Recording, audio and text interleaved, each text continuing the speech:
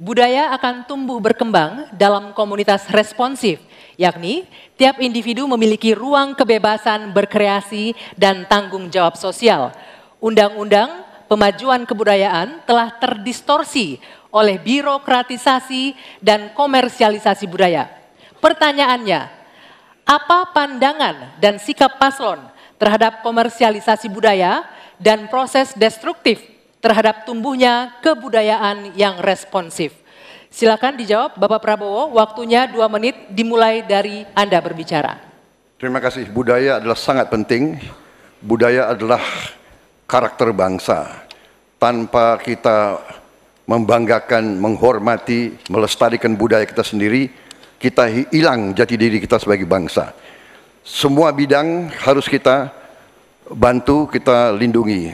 Kami Prabowo Gibran merencanakan ada dana abadi budaya untuk memberi dorongan, dukungan untuk semua aktor-aktor, pelaku-pelaku budaya kita di semua bidang.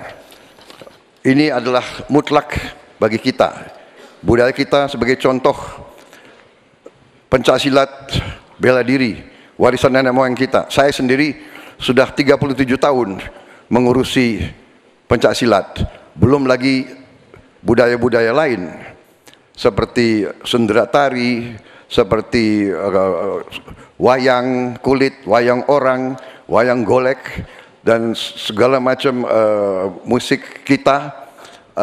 Ini selalu harus pemerintah, saya agak berbeda, saya tidak ikut faham-faham neolib, bahwa pemerintah bukan hanya regulator, pemerintah di depan, pelopor, intervensi bila perlu, bekerja untuk rakyat, membantu. Dan bidang budaya, pemerintah juga harus di depan, menjaga, melestarikan semua budaya kita di semua bidang. Terima kasih, selesai.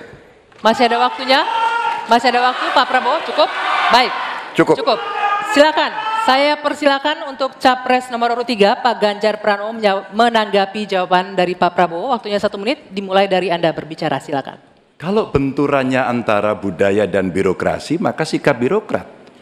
Birokrat itu cukup fasilitasi saja, dan para pelaku seni budayawan dialah yang mengerjakan.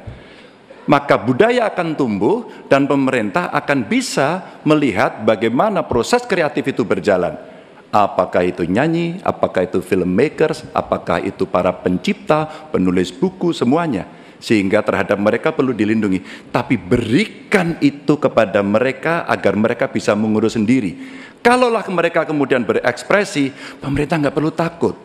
Masa takut sama pentasnya Butet? Kamu boleh loh pentas tapi tidak usah ngomong politik. Enggak, pemerintah mesti dikritik, pemerintah mesti waras, pemerintah mesti dalam track. Dan biarkan mereka mengekspresikan dengan seninya, dengan karakternya, dengan budayanya. Dan kita cukup fasilitasi mereka yang akan mengerjakan. Begitu, birokrasi tinggal duduk untuk melihat hasilnya.